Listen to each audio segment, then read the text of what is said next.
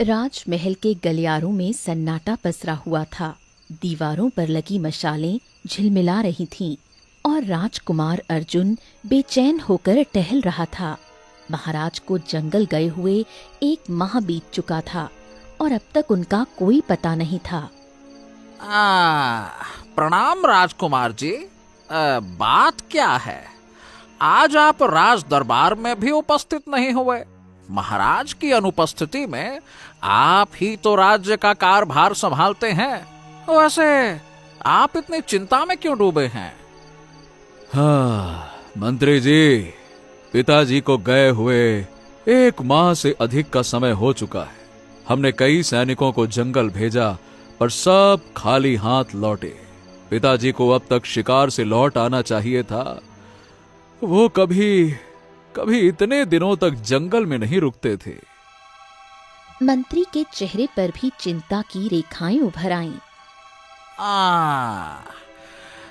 राजकुमार, क्या ये संभव नहीं है कि महाराज जंगल की गहराइयों में चले गए हों? सुना है कि जंगल की गहराई बहुत विचित्र है। वहां से लौटकर आने वाले बहुत कम होते हैं। कहते हैं वहां अजीब अजीब घटनाएं घटती रहती हैं। क्या? ये कैसी बातें कर रहे हो? कहना क्या चाहते हो मंत्री तुम? देखिए, मेरा मतलब है कि वहां मतलब गहराई में जाना खतरनाक है, पर शायद महाराज उस दिशा में चले गए हों। शायद। मेरी माता पिछले 10 दिनों से रो रो कर व्याकुल हैं। अब हम हाथ पर हाथ रखकर नहीं बैठ सकते। मंत्री जी, कल प्रातःकाल हम स्वयं जंगल जाएंगे और पिताजी को साथ लेकर लौटेंगे। मंत्री कुछ पल के लिए गहरी सोच में डूब गया। राजकुमार, मैं देखिए कहना तो नहीं चाहता था, पर अब बात आ ही गई है तो जरा सुन लीजिए। जाने से पहले एक साधु महाराज हैं, उनसे अवश्य मिलिए। साधु? और वो भी जंगल जाने से पहले? क्यों मंत्री जी? बात यह है कि वो साधु अत्यंत चमत्कारी हैं राजकुमार। कहते हैं उन्हें अद्भुत शक्तियों का ज्ञान है। वो जान सकते हैं कि आपके पिताजी जीवित भी हैं या फिर नहीं। मंत्री जी, ये कैसी अशुभ बातें कर रहे हो तुम? अपनी जबान को लगाम दो। मैं तो बस राजकुमार बात कह रहा था, आपका अपमान नहीं कह रहा था। मैं बस चाहता हूं कि आप बिना संकेत के जंगल में ना जाएं। कम से कम ये तो जान लें कि महाराज जीवित हैं। मतलब वो जीवित ही होंगे, लेकिन एक निश्चितता के तौर पर आप मतलब समझें। राजकुमार कुछ देर तक मंत्री की बातों में खोया रहा, फिर गंभीर होकर बोला। ठीक है मंत्री जी, मैं उस साधु से मिलूंगा। संध्या का समय था। राज्य की सीमा से लगे घने जंगल में एक साधु की झोपड़ी थी।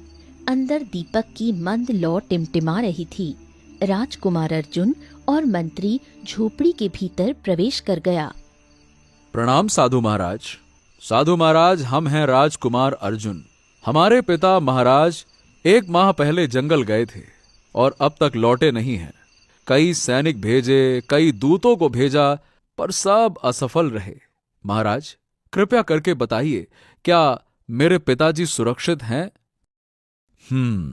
समझ रहा हूं, तुम्हारी समस्या समझ रहा हूं। चिंता मत करो राजकुमार, मैं अपनी दिव्य शक्ति से पता लगाने का प्रयास करता हूं। ओम। साधु ने आंखें बंद की। कुछ ही पल में झोपड़ी की हवा बदल गई। दीपक की लौ ऊंची उठी और भीतर एक रहस्यमयी चमक फैल गई। अचानक साधु ने आंखें खोलीं। क्या हुआ साधु महाराज? आपने क्या देखा? तुम्हारे पिता जीवित हैं, पर एक विचित्र बात है। मुझे वो कहीं दिखाई नहीं दिए, बस एक वस्तु दिखाई दी। वस्तु? कौन सी वस्तु? एक जादुई मटका जिसे युगों पुराना कहा जा सकता है। उसमें ऐसी शक्ति है जो किसी भी इच्छा को पूर्ण कर सकती है। यदि तुम उस मटके तक पहुंच गए तो निश्चय ही जान पाओगे तुम अपने पिता तक भी पहुंच पाओगे। जादुई मटका? लेकिन साधु महाराज, वो मिलेगा कहां? जंगल की गहराई में। पर याद रखना, वो स्थान साधारण नहीं है। पर महाराज, जंगल की गहराई में जाने वाले बहुत ही कम लौटे हैं। वहां अजीब घटनाएं घटती हैं साधु महाराज। जो भी हो, सत्य यही है। अगर राजकुमार अपने पिता को ढूंढना चाहता है तो उसे उस जादुई मटके की तलाश करनी ही होगी।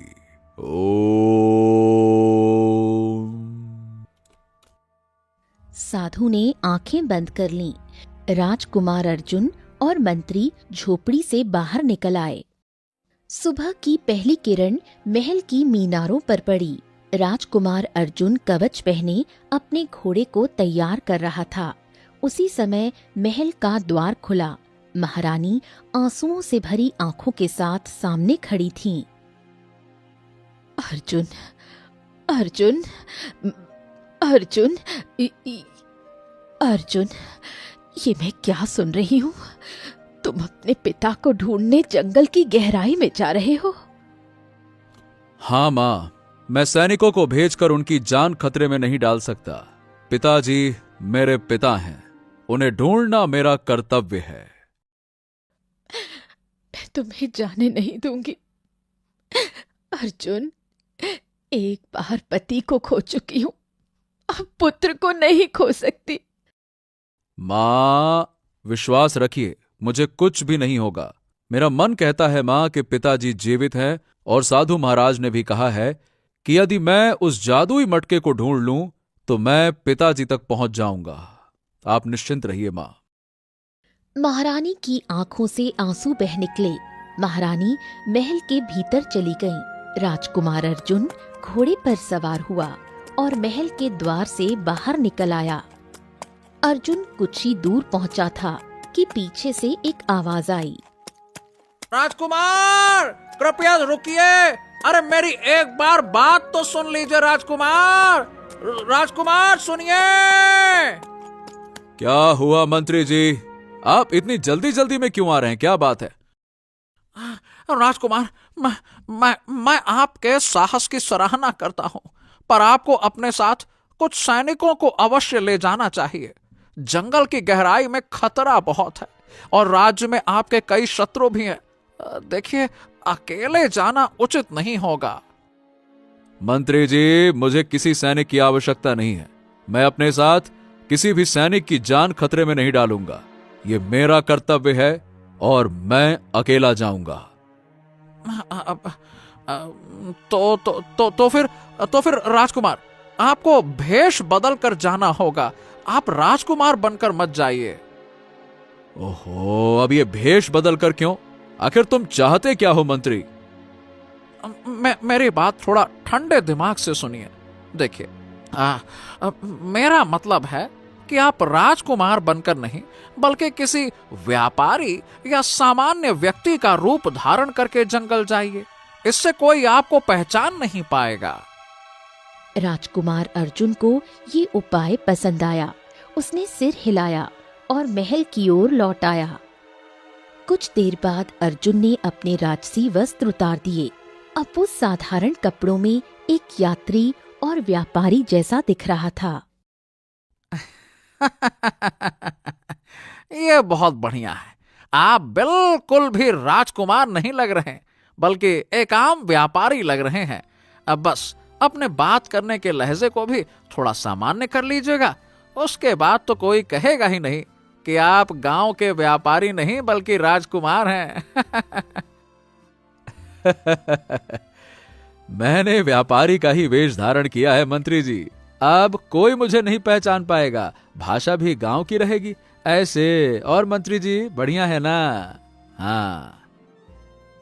हाँ, ये बढ़िया है। लेकिन हाँ राजकुमार जी, मेरी एक बात ध्यान से सुनिए। आपको जंगल की गहराई में अकेले नहीं जाना है। पहले जंगल के किनारे बसे किसी गांव तक पहुंचिए। वहीं से किसी ऐसे व्यक्ति को साथ लीजिए जो जंगल के भीतर का रास्ता जानता हो। आप समझ रहे हैं ना?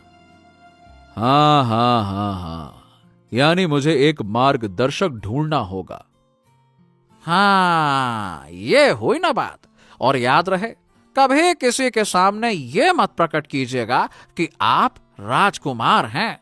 सबको यही बताइएगा कि आप व्यापारी हैं जो जंगल के पेड़ों से लकड़ी या जड़ी बूटी खरीदने आया है। ठीक है मंत्री जी, चलिए अब मैं चलता हूं। आप यहां ध्यान रखिएगा, ठीक है? राजकुमार ने घोड़े की लगाम थामी और धीरे धीरे महल से बाहर निकल गया। राज्य की सीमा से परे हरियापुर गांव था, एक छोटा सा गांव जो जंगल की गहराई से सटा हुआ था। वहीं रहता था किशन, एक गरीब लकड़हारा। सुबह का समय था। किशन अपनी कुल्हाड़ी उठा रहा था कि तभी उसकी पत्नी गौरी आ गई। सुनिए जी, घर पर अनाज खत्म हो गया है। आज चाहे जो हो जाए, कुछ अनाज का इंतजाम करिए। अरे बस भी करो गौरी, तुम जानती हो वर्षा का मौसम चल रहा है। दिन भर लकड़ियां काटता हूँ, लेकिन जैसे ही बाजार पहुंचता हूँ बारिश शुरू हो जाती है। भीगी लकड़ियां कोई नहीं खरीदता है और तुम रोज रोज नया नया ताना सुना देती हो, ऐसा नहीं तो वैसा नहीं तो ये नहीं। अरे बस भी करो भाई अब। तो क्या करूं मैं? अगर घर की बात आपको न कहूं तो किससे कहूं? कुछ भी कीजिए, आज अनाज लाना ही होगा। किशन की आंखों में थकान और गुस्सा दोनों झलकने लगे। वो बिना जवाब दिए जंगल की ओर निकल पड़ा। किशन जंगल में पहुंचकर एक बड़े वृक्ष पर पूरी ताकत से कुल्हाड़ी चलाने लगा। तभी पीछे से एक आवाज आई। अरे अरे अरे किशन, अरे भाई, इतनी बेदर्दी से कुल्हाड़ी काहे चला रहे हो? लकड़ियां काटने आए हो या पूरा पेड़ ही गिरा दोगे?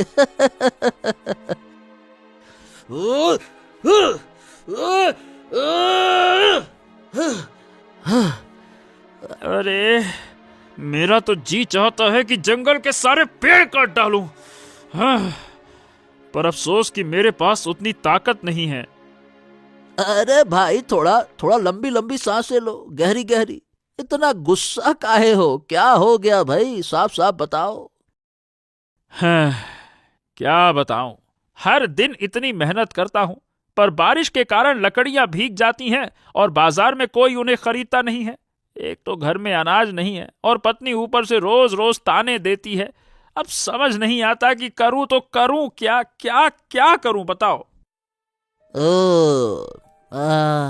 अब भाई किशन, देखो, बात तो तेरी सही है, पर सुन, अगर तू सच्चे मन से धन कमाना चाहता है तो भैया जंगल की गहराई में जा। क्या? जंगल की गहराई में? वहां क्यों? अरे क्योंकि वहां के पेड़ों की लकड़ी बहुत अनोखी होती है। वो चाहे जितनी भी भीग जाएं, कभी खराब नहीं होती और बाजार में उनकी कीमत सोने के बराबर मिलती है। हाँ। क्या बात कर रहे हो? सच में?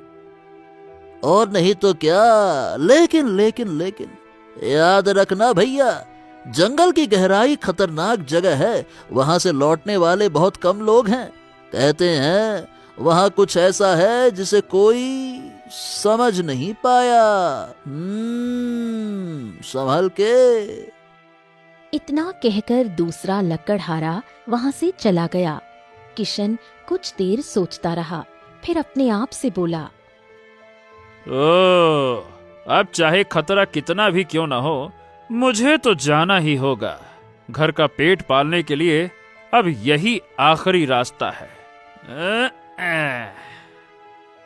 उसने कुल्हाड़ी उठाई और जंगल की गहराई की ओर चल पड़ा।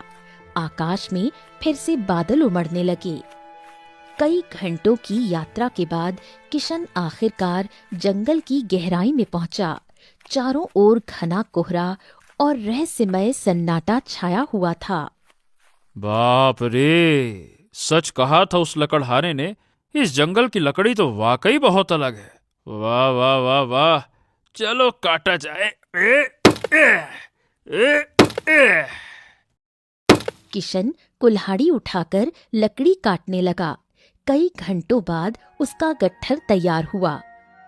हाँ, चलो अब ये लकड़ियां अच्छे दामों पर बिक जाएंगी। आज तो घर में अनाज का इंतजाम हो ही जाएगा। चलो। वो लकड़ियों का गट्ठर अपने सिर पर रखकर जंगल से बाहर निकलने की कोशिश करने लगा, पर कुछ दूर जाने के बाद अरे ये क्या चक्कर है? ये तो वही पेड़ है। अरे मैं तो घूम फिर कर वहीं वापस आ गया। चलो इधर से जाता हूँ। किशन बार बार रास्ता बदलने लगा, पर हर बार उसी पेड़ के पास लौट आता। अरे हे भगवान, ये जंगल तो भूल भुलैया निकला भैया। अब मैं यहाँ से बाहर कैसे जाऊं? लगता है कि लोग सही कहते थे, जो यहाँ आते हैं वो लौट कर नहीं जाते। अरे रे रे रे रे रे रे। थका हुआ किशन पेड़ के नीचे बैठ गया। उसकी आंखों से आंसू बहने लगे। क्या करूं क्या करूं? घर पर गौरी मेरा इंतजार कर रही होगी। कि कहाँ भूल भुलैया में फंस गया। क्यों आया क्यों आया? अरे रे रे रे। अचानक कोहरे में दूर दो चमकती आंखें दिखाई दी। किशन उठकर सावधानी से आगे बढ़ा। हैं? अरे ससुरा, अब ये कौन सा प्राणी है? उसने पास जाकर देखा तो वो एक गधा था। गधा उसे देखकर धीमी आवाज में रेंकने लगा। हैं? अरे तू यहाँ क्या कर रहा है? चल अब तू ही मेरा साथी है। अकेले से यानी एक से भले दो। चल मेरे गधे, मेरा सामान ढो अब। किशन लकड़ियों का गट्ठर गधे की पीठ पर रखकर और रस्सी थामकर आगे बढ़ने लगा। हाँ, चल मेरे दोस्त, अब सही रास्ता ढूंढते हैं। बाप रे बाप, कहाँ से जाएं, क्या करें? पर कुछ दूर चलते ही गधे ने अचानक रास्ता बदल दिया। अरे उधर नहीं भाई, ये रास्ता है। मैं इसी तरफ से आया था। इधर से चलो चलो, आओ आओ। अरे चलो, अरे चल चल चल चल चल। पर गधा नहीं रुका। वो अपनी दिशा में भागने लगा। किशन मजबूरी में उसके पीछे दौड़ा। कुछ ही देर बाद किशन जंगल की सीमा पर था। वो अविश्वास से चारों ओर देखने लगा। हाँ, अरे मैं बाहर आ गया। बाप रे बाप, मतलब ये गधा रास्ता जानता था। ओए होए होए होए, मेरे गधे, आजा गले लग जा। रे रे रे रे रे रे। किशन ने भावुक होकर गधे को गले लगा लिया। मेरे गधे, मेरे मित्र, अगर तू नहीं होता तो मैं गधों की तरह वहां फंसा रहता। मतलब मैं बेवकूफों की तरह वहां फंसा रहता। मैं मर ही जाता। चल अब चल, तू एक काम कर, तू मेरे घर चल। अरे बाजार भी तो चलना है, लकड़ियां भी तो बेचनी है। चलो बाजार। किशन गधे पर लकड़ियों का गट्ठर रखकर बाजार पहुंचा। लकड़ियां चमक रही थीं, मानो उनमें कोई जादू हो। अरे भाई, ये लकड़ियां तो बहुत ही अलग लग रही हैं। हाँ हाँ, ये जंगल की गहराई की लकड़ियां हैं, ऐसी वैसी लकड़ियां नहीं हैं। अच्छा, जंगल की गहराई की? वहां की लकड़ी तो बड़ी मुश्किल से किसी के पास होती है। बताओ, ये सब कितने में बेचोगे? ये सब मान के चलिए, ये 20 सोने के सिक्के में। हाँ। अरे तो ये लो भैया, ये रहे 20 सोने के सिक्के, बांध दो सबका सब। किशन के हाथ पांव कांप उठे। उसने कभी सोने का सिक्का देखा तक नहीं था। अरे वाह वाह वाह वाह मित्र, तू तो बड़ा भाग्यशाली निकला मेरे लिए। तेरे कारण आज तो मैं अमीर बन गया। 20 सोने के सिक्के, वाह वाह वाह वाह वाह। अब तो 5 साल तक घर में अनाज की कमी ही नहीं रहेगी। मजा आ गया, मजा आ गया। चल चल चल चल चल घर चले। किशन गधे पर अनाज की बोरी लादकर घर पहुंचा। गौरी बाहर खड़ी थी और गधे को देखकर चौंक गई। और ये गधा कहाँ से उठा लाए? अरे गौरी, अगर ये गधा नहीं होता ना तो मैं कभी घर वापस नहीं आता। इसने मुझे जंगल की भूल भुलैया से बाहर निकला। पता है, मैं जिस पेड़ से चलूं, घूम फिर के पूरी दोपहर पूरी शाम तक वहीं पहुंच जाऊं। इसने मुझे जंगल की भूल भुलैया से बाहर निकाला। और ये देखो, ये रहे 20 सोने के सिक्के। किशन ने सिक्के उसकी हथेली पर रखे और सारी कहानी सुनाई। जो भी हो, अब तुम उस जंगल की गहराई में मत जाना। क्या पता अगली बार तुम लौट पाओ या नहीं। और अगर ये गधा भी रास्ता भूल गया तो मैं तुम्हें नहीं खो सकती। हाँ हाँ हाँ, ठीक है ठीक है, अब नहीं जाऊंगा। हाँ, नहीं जाऊंगा। उस दिन से किशन ने गधे की बहुत देखभाल करना शुरू कर दी। वो उसे परिवार के सदस्य की तरह देखने लगा। कई दिनों बाद हरियापुर गांव की सीमा पर एक व्यापारी घोड़े पर सवार होकर आया। वो कोई और नहीं, राजकुमार अर्जुन था। हाँ, तो ये है हरियापुर गांव। सबने कहा था कि यही जंगल की गहराई से सटा हुआ है। तो कुल मिलाकर अब मुझे किसी ऐसे व्यक्ति को ढूंढना होगा जो जंगल का रास्ता जानता हो। इतने में एक बुजुर्ग व्यक्ति उसके पास आ पहुंचा। कौन हो भाई तुम, और किस काम से हमारे गांव में आए हो? नमस्ते नमस्ते। देखिए, मेरा नाम अर्जुन है। मैं दूसरे देश से आया हुआ एक व्यापारी हूँ। मैंने सुना है कि जंगल की गहराई में बड़े ही अद्भुत फलों के पेड़ हैं। क्या आपके गांव में कोई ऐसा व्यक्ति है जो मुझे वहां तक ले जा सके? क्या? अरे भाई, ये क्या पागलपन है? जंगल की गहराई में कोई नहीं जाता। वहां जाने वाला शायद ही लौटे। ऐसा है, मैं किसी की जान जोखिम में नहीं डाल सकता। गजब आदमी हो भाई। मुखिया जाने ही वाला था कि अचानक उसे कुछ याद आ गया। हा, एक व्यक्ति है जो गया था और जिंदा लौट आया। अगर तुम कहो तो उससे बात कर सकते हैं। हाँ, सच में? उसका घर कहाँ है? कौन है वो? कहाँ रहता है? देखो, वो सामने झोपड़ी दिख रही है ना, वही रहता है लकड़हारा किशन। जाओ, उसी से बात कर लो। राजकुमार अर्जुन ने घोड़ा बढ़ाया और किशन की झोपड़ी के पास आकर रुक गया। सूरज ढलने को था। किशन अपनी झोपड़ी से बाहर निकला और सामने खड़े अजनबी को देखा। वो कोई साधारण आदमी नहीं, बल्कि व्यापारी के वेश में राजकुमार अर्जुन था। कौन है आप? नमस्ते। देखिए, मेरा नाम अर्जुन है। मैं फलों का व्यापारी हूँ। सुना है कि जंगल की गहराई में अद्भुत फलों के वृक्ष हैं। मैं उन्हें लेने के लिए वहां जाना चाहता हूँ, पर अकेले जाने में थोड़ा सा मुझे डर लगता है। कहते हैं कि आप ही वो व्यक्ति हैं जो कुछ समय पहले जंगल की गहराई में गया था और वहां से लौट आया। तो मैंने सोचा कि आपसे वार्तालाप किया जाए। हाँ, गया तो था, पर भैया, व्यापारी महोदय, अब मुझे वहां दोबारा नहीं जाना। ठीक है। ये बताइए, मुझे बहुत तेज भूख लगी है, तो कुछ भोजन पान वगैरह? हाँ, तो कोई बात नहीं, आप अंदर आइए, कुछ खा लीजिए। अर्जुन झोपड़ी के अंदर चला गया। गौरी! ये कौन है?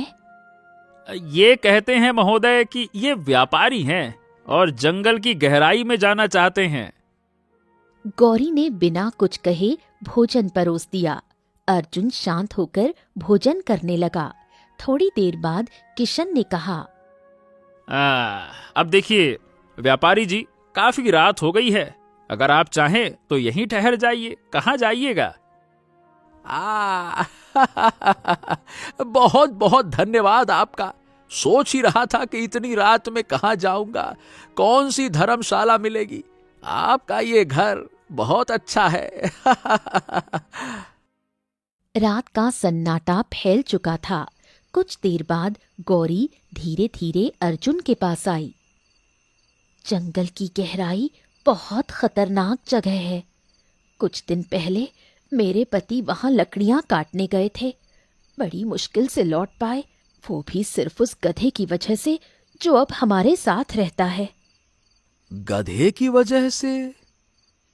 गौरी ने पूरी घटना अर्जुन को विस्तार से बताई। अब देखो, मैं हूं व्यापारी।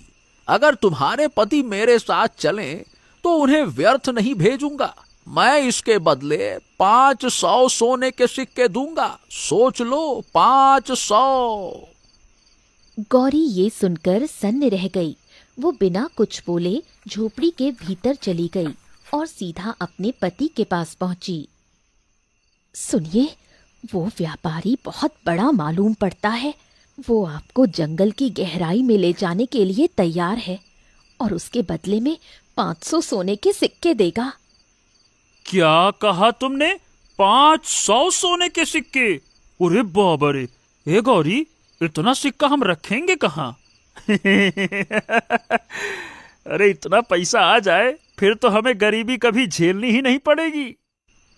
आपने मेरे मन की बात कह दी। मुझे लगता है कि हमें ये जोखिम उठाना चाहिए गौरी। हमारे पास अब गधा भी है। मुझे विश्वास है अगर वो साथ रहा तो हम रास्ता कभी नहीं भूलेंगे। उसी ने तो मुझे निकाला था। सुबह की हल्की धूप झोपड़ी की खिड़की से भीतर आ रही थी। किशन अपने गधे की पीठ पर रस्सी बांध रहा था। तो देखिए व्यापारी जी, ठीक है, मैं तुम्हारे साथ चलने को तैयार हूं, पर क्या तुम सच में मुझे 500 सोने के सिक्के दोगे? बिल्कुल दूंगा। ये रहे 500 सोने के सिक्के, अभी आप ले लीजिए। अगर मैं अपने मकसद में सफल हुआ तो इतने ही सिक्के और दे दूंगा। 1000 हो जाएंगे कुल मिलाकर। अब ठीक है? अर्जुन ने सिक्कों की पोटली किशन के हाथ में थमा दी। किशन की आंखें चमक उठीं। वो दौड़कर भीतर गया और पोटली अपनी पत्नी गौरी के हाथ में रख दी।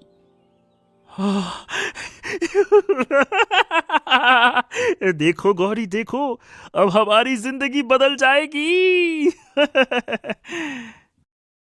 किशन गधे को लेकर झोपड़ी से बाहर निकला। अर्जुन उसके पीछे चल दिया। दोनों जंगल की गहराई की ओर बढ़ चले। कई घंटों की यात्रा के बाद राजकुमार अर्जुन और किशन उस स्थान पर खड़े थे जहां जंगल इतना घना था कि सूर्य की किरणें भी धरती को नहीं छू पा रही थीं। चारों ओर कोहरा और रहस्यमय सन्नाटा पसरा था। देखिए व्यापारी जी, हम बहुत दूर आ गए हैं, पर अब तक कोई भी फलदार वृक्ष नहीं दिखा। तभी उनके पीछे खड़ा गधा, जो अब तक चुप था, अचानक बोल पड़ा। मैं जानता हूँ तुम यहाँ किस मकसद से आए हो। ये सुनकर अर्जुन और किशन दोनों ठिठक गए। दोनों की आंखें भय और आश्चर्य से फैल गईं। हे भगवान, ये गधा मनुष्य की भाषा में बोल कैसे रहा है? कौन हो तुम दोनों? कौन हो? मैं नहीं बता सकता कि मैं कौन हूँ। बस इतना जान लो कि मुझे तुम्हारे आने का कारण पता है। देखिए, मुझे नहीं पता था कि ये गधा बोल सकता है। मैं नहीं जानता था। सच सच बताओ, कौन हो तुम?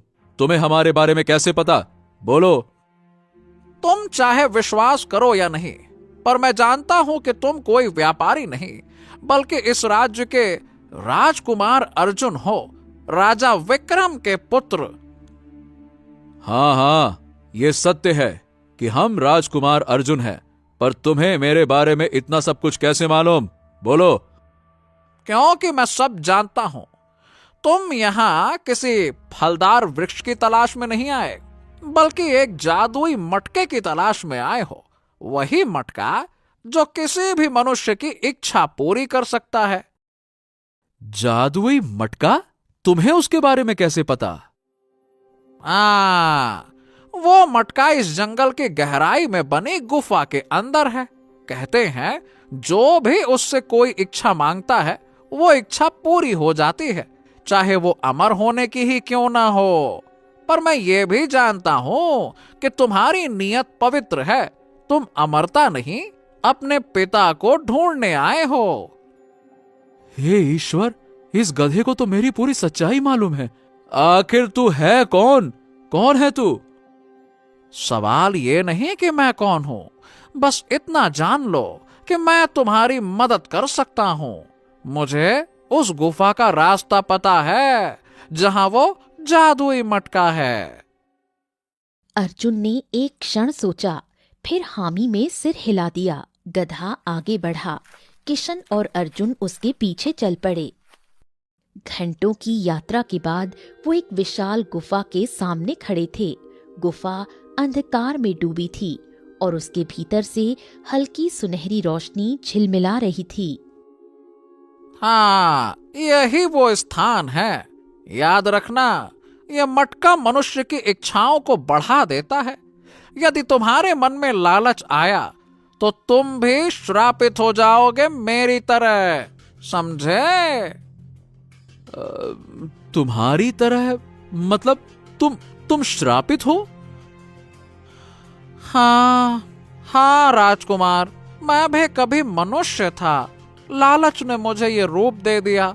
अब मैं केवल चेतावनी दे सकता हूँ और कुछ नहीं।